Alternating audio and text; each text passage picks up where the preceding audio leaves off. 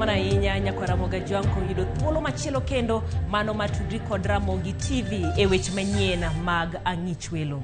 Nyako Ramogi, twak medore ewi omenda mag somo mbalariany ma pachoka. Kata kamano, jopuonjre moko ma pod nitiere chien e somgi pod okwamo pacho. Mano kaluwore ni jonyuolgi ok nyal chulo omenda midwaro, mano mar klas 12.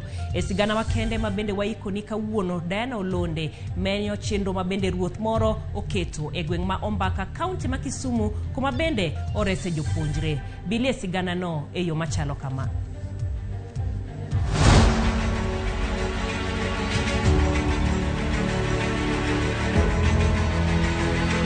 Midhiro mag pi osemiyo kata sikunde wa moko nodar. Kaka jowete ga dhi skul, kaka an pod abede dhot, aneno ka litna. Nyaka midhiro mar pi ne chakre, asekonyo nyithindo madhi karibu 30 gi wiye.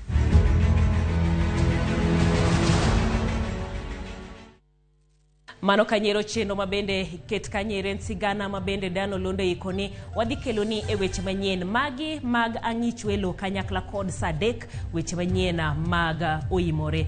Odiochieng' ma kawuono pod wamedo menyo weche mag arita mabende itimo apedha mopogore opogore e gwenge mago mag North Rift, weche mag siasa kanyakla kod weche mag somo. Kata kamano mago mawamiyo pek gin magi.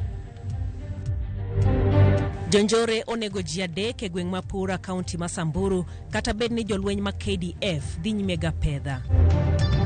We also would like to have Miare become the center where we have equipment, agricultural equipment to serve the farmers around here. Kaunti ma Migori oyudo gik tegruok maromo milion 9 mar jolo chenro mar pur kod pith. Riwruok mar jopuonj ma Wakeni Kewota jiwo okumba ne jokanyo mano mar jiwo ngimagi kanyakla kod tijegi.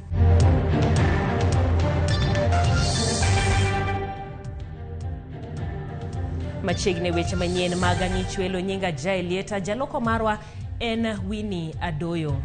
Ji 3 owito ngimagi tok jonjore mag jamni negogi e gweng' ma Ikek Sapuk kanyakla kod Pura e kaunti ma Samburu, kata bed ni jolweny ma KDF timo apedha e gwengego. Ji 3 koting'o ruoth nowito ngimagi okinyi ma kawuono tok jonjore go goyo gi bunde e kinde rakruok mager mano bede kind jolweny kane gilawo ndach jonjore mano kwalo jamni. Jolweny 3 bende oyang ni noyudo hinyruok mag lisasi ka jonjore moko bende oneg e apedha no.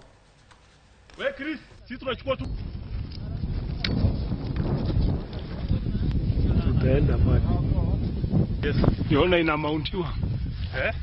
Wana mount.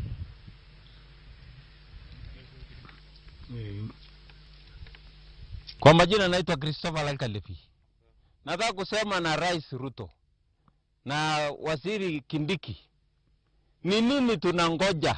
Mnasema disarmament hatuoni. Kila mtu anapigwa hapa, askari anapigwa, wiki mzima tunauawa. Mpaka hata chief leo anauawa na raia wengine na NPR. Sasa ni nini ambayo mnatungoja? Tunaomba serikali, tunauliza, tafadhali mtusaidie. Tumeumia na tuko ndani ya nchi ya Kenya. Tunang'anyang'anya mali yetu, tunang'anyang'anya mchanga. Mimi naomba kama Mkenya, kama kuna kile ambayo utasema utafanya kuja kusaidia Wasamburu, hebu jaribu leo ufanye kazi yako ambayo nilikupa kura yangu ya kutosha na nikachagua serikali yako, pia umechagua Kindiki. Jaribu vizuri sana ufanye kazi leo. Jatend piny William Ruto medo yiero ji e tayo boards mag riwruoge mopogore opogore pachoka e dweche 6 mano mar tende. Ruto oyiero jaod bura machon ma Aina Moi Silvanus Maritim kaka jakom board mar Information Communication and Technology Authority. Maritim en achiel kuom ji 240 manoket nyinggi kaka jolup jotend migepe. Donjone e board no wito oko yiero mar Freddy Kowino kaka jakom mar board no. Ugas Sheikh Mohamed kore jakom manyien mar board mar Capital Markets Authority. Mohamed maneolaro kom governor ma Wajir gi otiko ma ANC e yiero mokalo okaw kar jaohala Nick Nesbit ma welo ne owit oko. En bende en achiel kuom jogo mane oket nyingi e bedo jolop jotend migepe. Simon Indumuli Muyumba oyier kaka jagoro e board migepe mag piny owacho e rak mar higni 3. Muyomba okawo kar Wanjiku Wakoga mayiero ne koro okethi. Jafwambo John Njogu wa Joroge oyudo tayo board mar Kenya Film Classification. Yiero no otim kod jatend migawa Babu na Mwamba.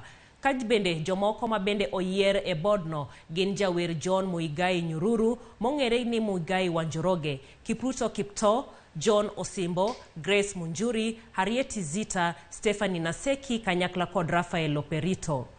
Board mar National Social Security Fund kata NSSF oyudo jokanyo ariyo, mano Isaac Kaberia kod Dr. Milka Kimonda e orak mano mar higni adek. Gikawo kar Marion Mutugu kod Peter Mwileli mayiero margi okethi.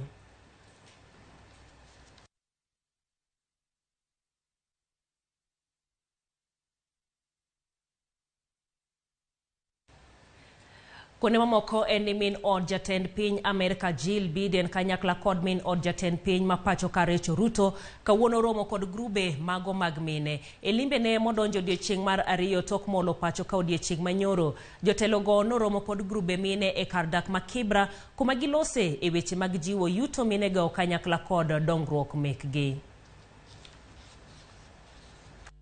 Of how table banking works, a transform.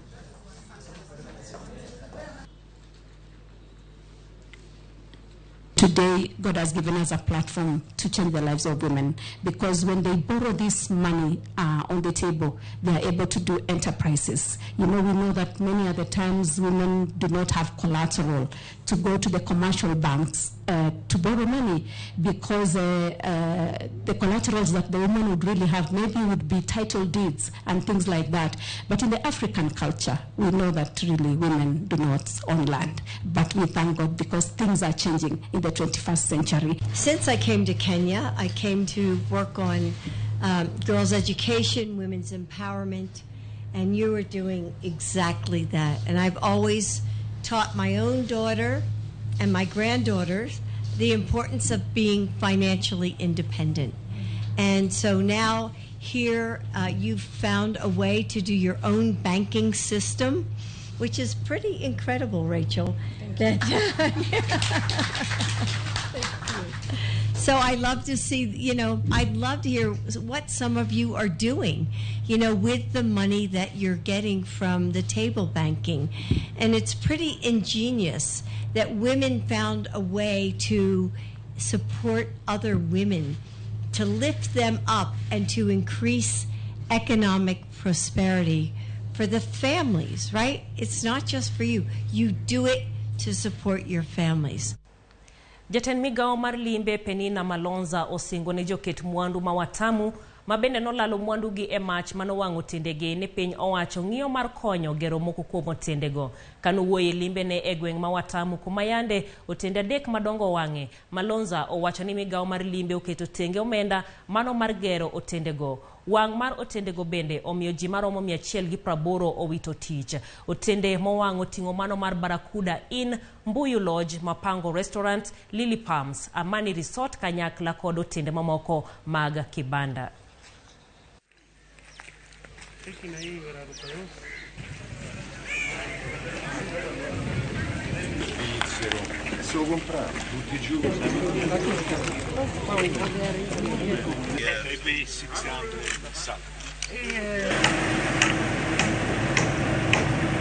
Unajua kuna ile shirika lao la hoteliers, kwa hivyo hilo ndio shirika tutafanya kazi. Wameweza kutuelezea insurance, watu insurance wanaendelea kushughulika, lakini upande wa serikali tutashirikiana nao tuone vile tunaweza kuwasaidia kama vile nilivyokuwa nimesema.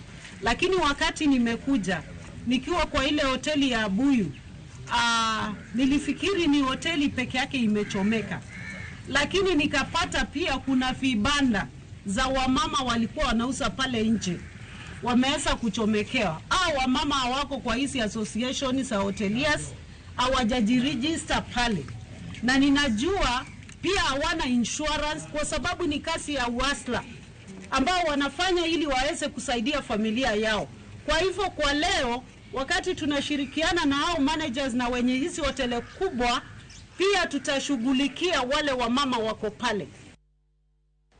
E weche mag siasa eni jaod bura magem Elisha Odhiambo owuok oko kowacho ni moko kuom josiasa e duond bura ma ODM ne temo tuone otiko ma ODM e siro kombe e yiero ma higa mokalo. Mendi biro to kane okwede kotelo mar ODM kalore ne odhi e limbe ma kar jot ma jatend piny William Ruto. Kanoloso e gweng' Masagam, Odhiambo nowacho ni tend ODM kokalo kuom jaod bura ma Ugunja Opiyo Wandayi kod jaod bura ma Suna East Junet Mohammed ne ochano mar mayo tiko mar chung kaka jaod bura magem mano e tielo mar ariyo. Bendo lero ne jodak magem ni sirkand William Ruto oketo tenge omenda maromo $100,000 mabiro konyo gedo mar skunde e gwenge mag Nyamninia ko omenda ma $50,000 okete tieko gero skul e tiegruok magamba TTI.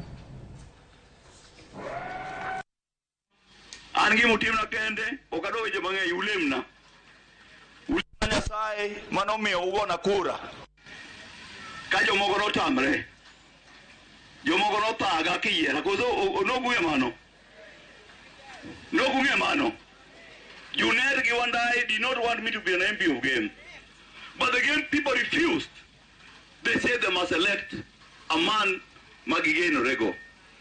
But I was not elected because of me. I was elected because there's somebody I worship in heaven who directs me, who purposes what I do. And until that happens, and I rest like Mary, I will do what the heavens direct me to do, without fear or favor. Owinjore, ne ora na de akwanu donge. Ananya kwecho. Ka kwecho komea awekelo.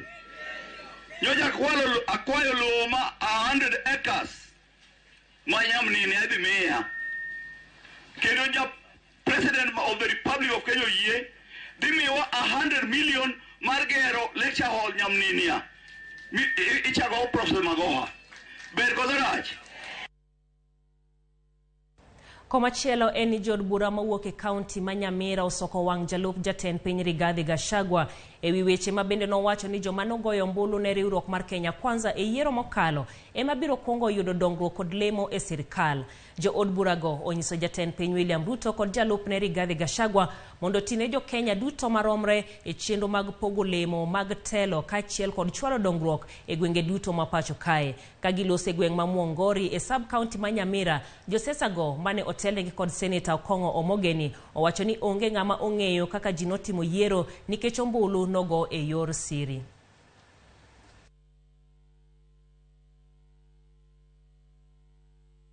UDA ilikuwa chama ya kutumia kwenda State House. Akishafika sasa ni rais wa Kenya, na hata wafanyikazi wote wa serikali mkiajiriwa, tuhudumie wa Kenya without discrimination kulingana na kipengele cha 27 ya katiba yetu ya Kenya. We should focus our energies in serving the people ambao walitupatia nafasi ya kuwafanyia. 6 months is too soon to discuss about politics of this country. Let us not go there and we forget kwamba tulitumwa na wananchi ambao wanahitaji maendeleo. Kupiga kura ni secret ballot. Huwezi kujua mtu alipiga wapi. Si ndio? Sasa ukikuja kusema wewe naona huko nipigia kura, siwezi kupatia wewe kazi. Ulijuaje pale alipiga kura? Ulijuaje? Serikali yenye iko sahi ni moja, inaongozwa na William Ruto. Kwa hivyo tunamuomba Bwana Gachagua, yeye waliomba kura kwa kanisa, aenda asome Biblia na ajue kwamba watoto wote wa Kenya wanataka kupata kazi kwa serikali moja. Kanyo mabende wakaugodo yueyo wa mokonge weche manyien mago mag ang'ich welo kikidhi mabor pod waduogo kanyo ka wamenyo weche mag somo. Mano kanyero wachno ero mar medo omenda masomo e kuonde mbalariany kod kuonde somo mamalo mapacho ka kanyakla kod sigana mabende warito modhiambo makawuono. Mano ruoth ma ombaka kikidhi mabor.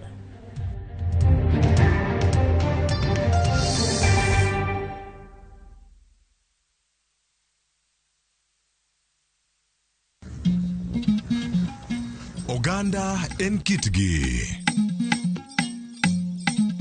Joluo bende wan gi kitwa. Wakelo ni luo kitwa gi timbewa. e chenro mar 111. Ngeso ka ngeso, saa 1:45 mar otieno, gi Rabala Kwasi Wadgi Rajabu.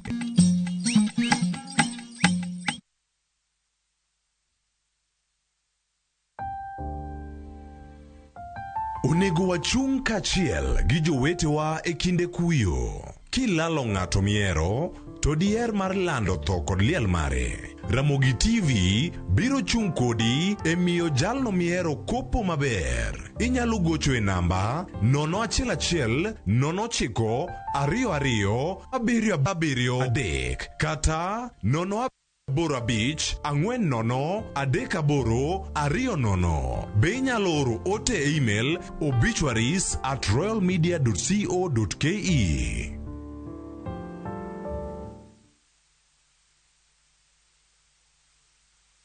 Fresh episodes now available on View Sasa. In Asali Chungu. Kagure will do anything to be in charge of her new home. Your wish is my command. There is so much entertainment on View Sasa.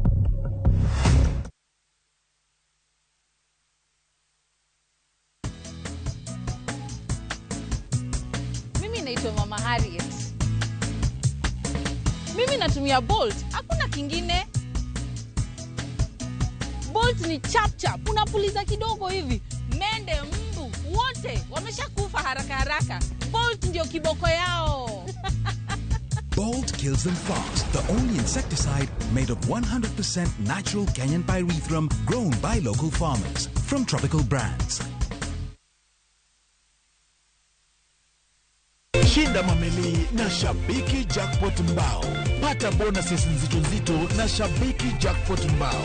Cheza sasa na shilingi 20 tu. BCLB number 416. Shabiki.com.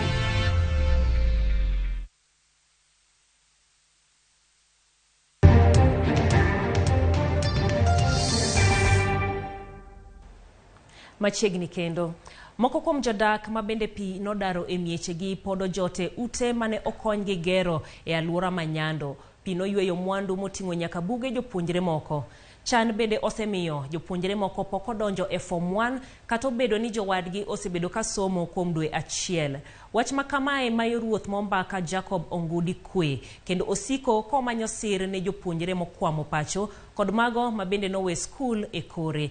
Dano Londe olosonwa lipot makende ewi ruoth mareso jopuonjre. E chak dwe mar ariyo, jatend migawo mar somo Ezekiel Machogu noywango kwan nyithindo maromo 200,000 mapok nodonjo e sikunde. Moko kuom gigo mamono nyithindo gidonjo e sikunde gin kaka koso omenda. To en ang'o ma koro itimo mar reso nyithindogi mondo gidhi e sikundegi? Waromo kod ruoth e kaunti ma Kisumu matemo reso nyithindogi.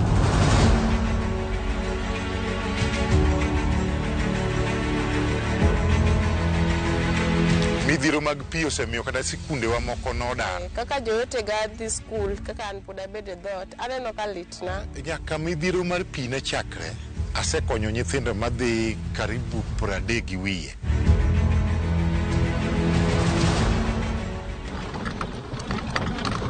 En giko dira, Jumapil. Jodak moko e gweng' ma Umbaka e kaunti ma Kisumu dhi lemo. Moko to dong' pacho ka gitimo tijegi magudi. E kinde ma oro kwako piny, puothe otuo kendo cham otho. Omiyo jodak ojwang'o puothegi. Jogweng' ma Kano onge hawi kata kinde ma koth chwe. Oula jamonjogi kendo jayweyo puothegi kendo darogi e udi. Midhiero ma koth mang'eny kelo kinde ka kinde miyo jodak moko lalo yuto maggi kendo rem tero nyithindgi e skul kaka owinjore. Ayuto kokalo e pur. Bing ni pi pong pile ka pile kendo nodaro wa ma puothewa pod ni e pi nyaka sani. Onge kama nyalo yute, aonge yo moro amora manyalo yuto go nikech natiyo tich puodho. Puothego ntiere gi pi nyaka sa mwawuoyeni. Ka pi nobiro, pi nokawo giyogewa te, pi nomuko utewa, pi onego nyaka dhogewa, gi udi be pi otimnade, pi nokawo molalgo. Chano miyo jopuonjre mamoko pod okwame udi. Jumbe mathoth tok ka jowadgi noseyawo sikul. Mae midhiero mamono ruoth Mombaka nindo. Chieng' Jumapil en chieng' yweyo, kata kamano Ruoth Jacob Ongudi to nie tich. Omanore kod buge gi gige moko mag somo ma odhi pogo jopuonje ma ok nyal. Kada sikunde wa moko nodar kaka Ombaka Secondary School ne pi opong'o modar ochako ter kamachielo. Koro pi osemiyo jowo bedo gi midhiero mang'eny kabisa, kendo osemiyo nyithindo bende moko drop out of school, okoso dhi school nikech gionge kama gidage. Jogweng' oyange kaka jatich sirikal mochung' ne arita e kind weche mamoko, kendo kaka jakony mar reso som jopuonjre. Onguni temo chopo kare lek maneno ni jopuonjre duto nie klas somo, kendo manyo sir nyaka ne jopuonjre mane oseweyo sikul kaluwore kod iye ma ohiu kikind midhiero mamoko. Asekonyo nyithindo madhi karibu 30 gi wiye. As from 19 kochakore higa mar 2019. Kawuono ne Nyasaye okonya gi osiepega moko ma adhi duoko ariyo skul. Achiel dhi dok e form 1, achiel waduoko e form 3 no drop out nikech no chwanyore kure no, to mano be nyaka wang'e nikech ka waweyo nyithindo ma o drop out ok waduoko e skul, to mano ng'iso ni wadhi lalogi e kure ka. Jonyuol moko amo gi nyithirgi e udi rwako limbe ruoth kod mor. Jopuonjre bende konene to neno geno. Ne wanyalo koso kar nindo kana dhi skul, seche moko kana dhi skul kata chiemo na cham ne onge. Sombe seche moko na somo late. Seche moko bale koka somo nikech kama nya some maber onge. Kech ot onge, ot ne pi nitie. Chatimo penj, ayudo marks 280. But nagombo ni mondo adhi skul mondo mi achieve my goal na. Ne wadar sa ka sa, puothe be ne pi okaw koro kuma ne wayute gik ma wanya chamo ne onge. Kata kamano Ongudi lero ni lwete chiek ok nyal chopo ne jopuonjre duto ma ochan kaluwore ni dwaro mag gimedore. Kaka jowete ga dhi skul, kaka an pod abed e dhot, aneno ka litna, but agombo mondo mi adhi skul, to kadhi to make sure mondo mi atim matek. Pesa mwayudo tin ma ok anyal timo go gigo te ma wadwaro. Manyalo dwaro mondo akony go jogweng'wa. Wachiegni gi nam ma pi osebedo ka ketho, kendo nyithindo manyiri gi machuo osebedo ka lal. Koro ma miyo seche moko ok wanindi mar mondo wamany nyithindo gi waduok e skul mondo ngimagi ochange. Bendo wacho ni nyao ma jonyuol moko thiro chenro makamano. Nitie jonyuol bende ma chunygi bor gi skul. Weche mag pi mosebedo ka pong' miyo jowagi ok bed kamoro ma steady. Iyudo ka kiny odar, odhi e center, owuok e center, odhi kama okodesa, koro ok gin jok mosebedo kodak kama steady. E chak dwe mar 2, migao mar somo noyango ni kwan jopuonjre maromo 43,480 ne pok odonjo skul e gwenge mag Nyanza, ka 21,940 gin joma nyiri, to 21,540 gin yawuoyi. Jopuonjre maromo 6,479 e kaunti ma Kisumu ne pod okwame udi, kaluwore kod kwan mane oyangi kod director mochung' ne somo e Luora ma Nyanza. Kopogore kod omenda, oro kod kech mono jopuonjre moko dhi skul. Omiyo Chief Ongudi kwayo chiemb kony ne jopuonjregi. If the government can introduce lunching program in these schools which are within the flood-prone areas, then that will also help us to make sure the students are in the school. Ongudi timo manyalo masiro somo e gweng' ma Ombaka, kendo jiwo jomoko mondo riwre lwedo e neno ni onge nyathi sikul mang'uko sombe nikech nok mar omenda. Diana Olonde, Ramogi TV. En puoch gi pak ne ruodhe kata joma chalo koda manero ma bende temo jiwo somba nyithindo mago mapacho kae.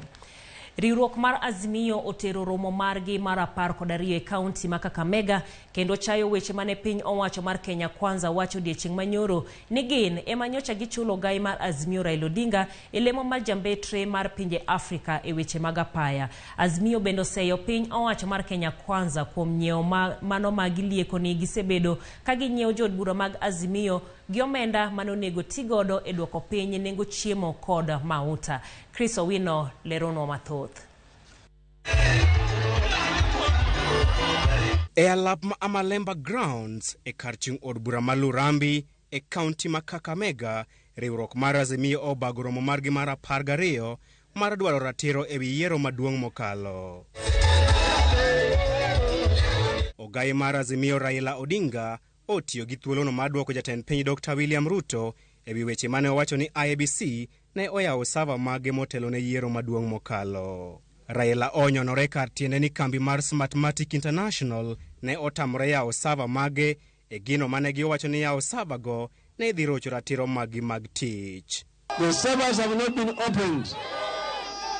When we went to the Supreme Court, our lawyers demanded that we should be given access to the servers so that our experts could interrogate the contents of the server.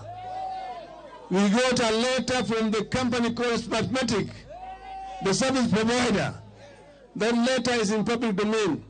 I gave a copy to the media yesterday and they have refused to publish it. But that letter said we cannot allow access to our server because that will impinge on our proprietary rights and interfere with the result of elections in other jurisdictions.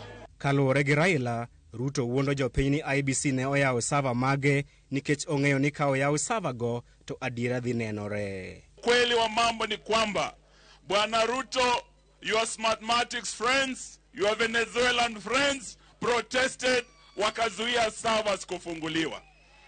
Sasa if you are smart enough, tell your Smartmatics friends wafungue server mara moja.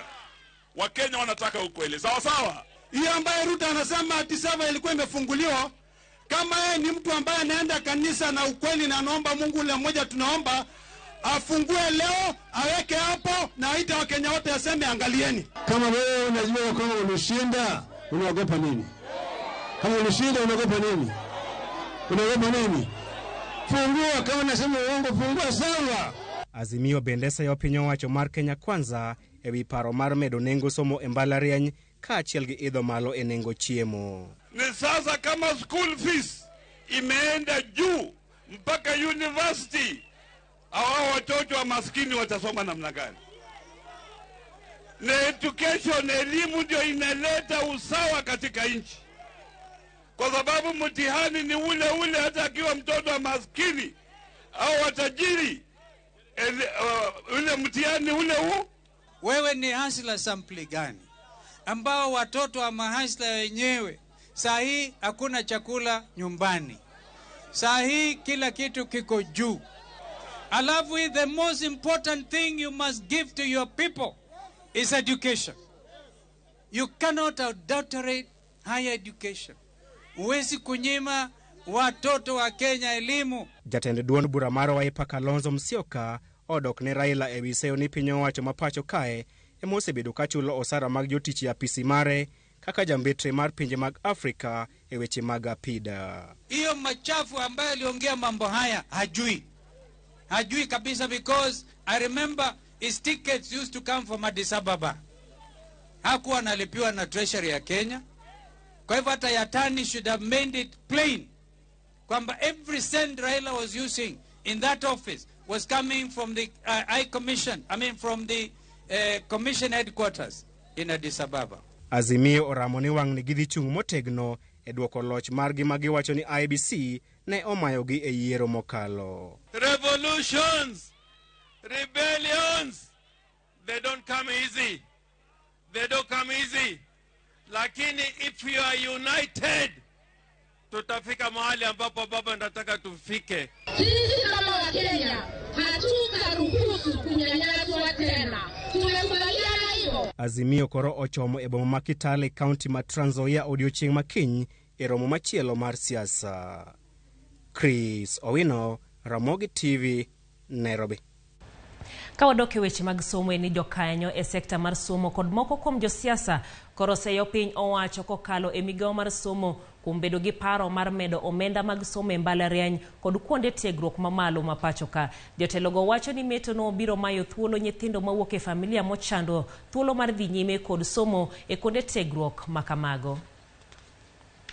Sekta mar somo koting'o jotelo okwedo parono mar medo omenda mar somo kowa siling 10,600 nyaka 52,000. Jod bura manyatike Tom Odege wacho ni kaka jod bura ogibiyie kadho parono. All over the world, including Africa, states are fighting day and night to ensure that education is made free. There is no way we can stand here as leaders and keep quiet when we are seeing fee being introduced and made to be expensive in our colleges and universities. Kagiloso e nyasi mar sidho jopuonjre ma otieko tiegruok margi mawego Technical Training Institute e kar chung' od bura ma Karachuonyo. Jagoro mar Kupeta Kelo Misori nojiwo jod bura mondo obi okwed paro mar medo omenda michulo e kuonde tiegruok. Gimo yuago ni onge kaka sirikal nyalo ng'ado ni fees imedo e universities kata kuonde machago middle level colleges. Mano en a sad story ma okonego beni warito. Parliament ma allocate funds nyaka stop ma prioritize education kendo mondo gi allocate funds for education. Nikech kwa nyal timo research to wan wasetho. Wachno nomiyo jopuonjre Mataraka Technical and Vocational College obago ng'anyo kagikwedo meto mag chudo moketnegi. Mambo ambayo kama ni fee yenye imeweza kuongezewa, hatuambiwi imeongezwa kwa kiwango hiki na imeongezwa kwa sababu hii. Tukienda hapo wakati mwingine tunaambiwa tena itashughulikiwa. So wanafunzi ndio maana wamesimama hapa na wanasema wamechoka.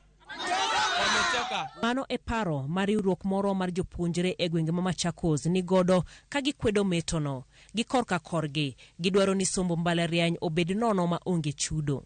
Hiyo laini mnataka kuchukua, mtakuwa mmedhalilisha jamii ya mwanarika ambayo ndio kubwa kiasi kubwa katika nchi yetu ya Kenya. Na katika ule wito wa rais wetu wa 100% transition, tutakuwa na 100% transition katika secondary schools, lakini tukienda katika katika ngazi za juu ambazo ni universities na colleges, tertiary education centers, tutakuwa na challenge kubwa ama changamoto kwamba vijana wengi wakimaliza form 4 hawatakuwa na uwezo ya kuendeleza masomo yao. It is so sad and I'm concerned, just like a parent, like a leader in this country, that the government has allowed our public universities to accumulate debts to a tune of almost over 60 billion. I think the question of management can be addressed, but at the same time, the government should ensure education is as free as is practically possible. Rowerego omedo ni meto makamano biro miyo somo e kinde mabiro bedo mana ne mar joma nyalo kaweyo oko kwan modhuro mag jopuonjre e medo sombgi. Kama kiongozi wa vijana, go sit back. Kama committee, hiyo kamati ya education, mu review hiyo mambo ya karo na muangalie jinsi ambao mnaweza fanya interventions ndio vijana wa Kenya, vijana sana sana ambao wanataka kuendeleza masomo wakuwe pia wanaweza nufaika na hiyo mfumo mpya wa masomo pia. Eweche mag rita luora eni chendo motis ni Nam Festival mano matwak kendo tiego ganda ewi okenge maginyalo tiyoge rito nam ochope giko mare kawuono e kaunti ma Kisumu. Jatend migawo mar limbe e kaunti no Farida Salim kaka wendo modhial ojiwo oganda mondo obi kanyakla mar neno ni ler mar nam lolwe oriti mondo obed gi lwasi makare mar ywayo chiro kendo konyo oganda. Ji nopuoyo chenro no ka giwacho ni puonj magiyudo dhi kelo konyruok ahinya to kotendore koda wach mar wito taka ni mar oganda nokia kaka taka ginyalo tiyo godo mar kelo mwandu ka bende ne gililo mana kode aluora. Understand the context of what yes, to put up an organization. It's an organization that pushes for a mindset shift using arts and culture to speak justice for Lake Victoria. And we do this so that we combine complex issues that scientists are talking about in local, emotional, empathetic language so that our people can understand the issues that Easter and some of us are actually raising. Gik ma mine timo gi gik ma chuo bende time nam gi kitwa gi timbe wa ma miyo mondo gik moko sani koro nam bende okun. Miyo e gin ma wacho ni ya mine nyaka bed gi tich ma gitimo to kwedo konyachiel mano ngiso ni kaka nego ji riwre nam koro tinde onge. We have to conserve also our rivers, because if we don't conserve, we pollute our rivers, we throw plastic into the rivers, and means that we are not able to get inlets coming in to feed this lake. This is a resource that is very important for all of us in Kisumu.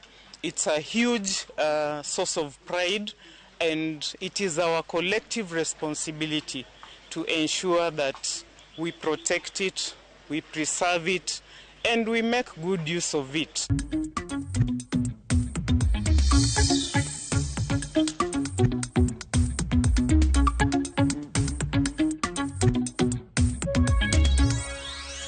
E weche mag ohala en ni riwruok mar jopuonj ma wakeni Kenya Women Teachers Association kata Water oyango chenro mar okumba ne jokanyo mage kokalo Water Shared Services Limited. Jokanyo mage maloyo 85,000 koro dhi yudo chenro mopogore opogore moting'o okumba mar masira kod mag yudo gikgi mag tich kaka laptop. Jatatije riwruogno Benta Opande wacho ni yor okumba manyasani ne jokanyo mage biro jiwo ngimagi kendo yoregi mag tich.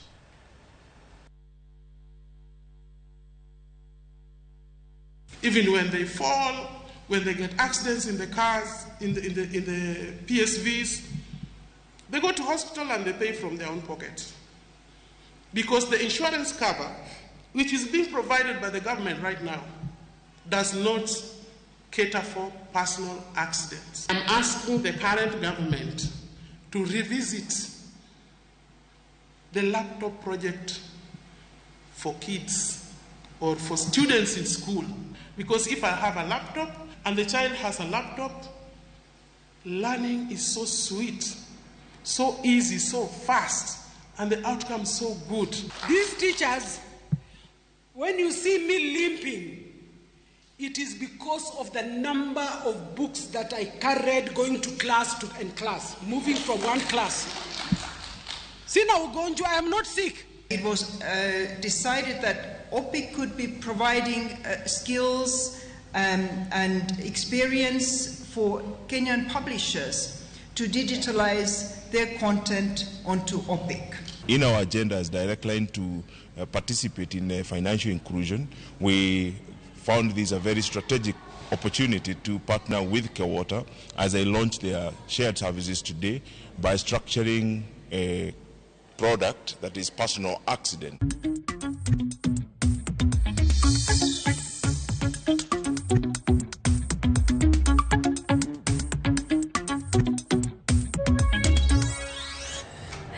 Inyisa kanyo ni jaela yegi chief no ka chief ete nyalo chalo kode mano kanyiro jo Kenya nyalo yudo riekni moloyo mano dhiambo janamba kapio kantiere seme Fredo ko ouko ka intiere kanya duto sode wacho ni kawuono amor kod kaka weche manyien molonwa Abdalla mar Katito amor gi ruodhno wadwaro jotelo mabende konyo jopiny ok mago mabende odich kod igi ka bende ote machielo nyisanto wach mar siasa ni norum karango erokamana inya nyisa nyingi ote machielo bende nyisa kendi ni Jael jotend piny owinjo were gi siasa mar jomane ogone gi ombulu ema gikonyo mago moko kuom ote mabende wayudo e odhiambo masani wakao yueyo machielo ka waduogo to wayudo weche mag tuke kikidhi mabor.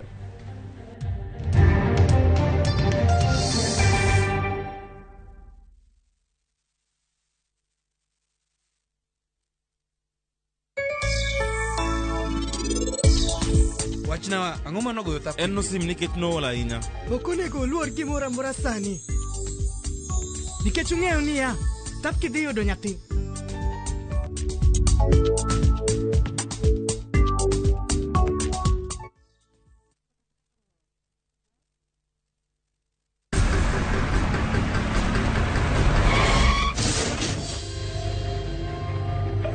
Akipole sana madam usijali wacha wasiwasi. Jana ni nini mbaya? Unaangushaji customer bana. Kuendesha bike bana. Nimemwambia atulie. Atulie aje amumia. Niko na bima boda. Bima boda inaketa kila kitu. Aje sasa. Vitu zote za hosi ziko catered for. Chukua simu yako.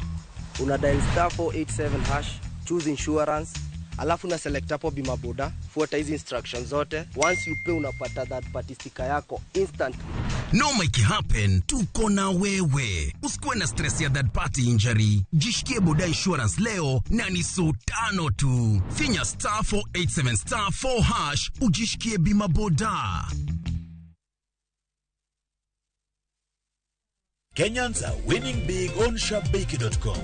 Bet on these games now and enjoy highly boosted odds. Not for persons under the age of 18. Betting can be addictive. Play responsibly. ShopBakey.com is authorized and regulated by the BCLB. License number 416. ShopBakey.com.